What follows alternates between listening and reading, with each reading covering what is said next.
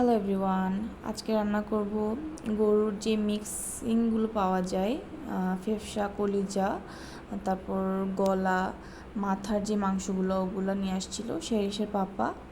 ওগুলো নাকি খেতে অনেক মজা, আমি খাইনি আগে কখনো, আজকেই ফার্স্ট টাইম রান্না করব। এটা আমি আগে বয়েল করে নিব। এটা আগে বয়েল করে নিতে হয়, নয়তো একটা বাজে গন্ধ করে। এই যে এগুলো আমি আগে ক্লিন করে নিয়েছি, এখন একটু হলুদ দিয়ে 10 থেকে 15 মিনিট বয়েল করে নিব। এই যে হলুদ দিয়ে বয়েল করে নিব এখন। আর এই যে কালো কালো ময়লাগুলো দেখতে পাচ্ছেন, বয়েল করার পরে হাত দিয়ে আপনারা একটু ঘষে ঘষে দিলেই উঠে যাবে। এগুলো বয়েল করার পর আমি ভালো করে আবার ক্লিন করে নিব। তারপর এখানে মশলা কষিয়ে নিব। এটার জন্য হলুদ, মরিচ, আদা, রসুন, মাংসে যা যা মশলা লাগে সবই দিব। এই যে কষিয়ে নিচ্ছি মশলাটা ভালো করে।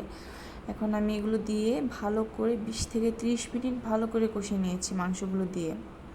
কারণ এটা যত ভাজবেন তত অনেক মজা হয়, ভাজলেই বেশি মজা হয়, যত কষাবেন তত মজা হবে।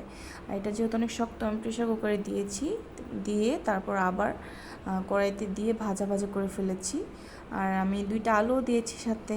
এই তো ফাইনাল লুক। আল্লাহ হাফেজ।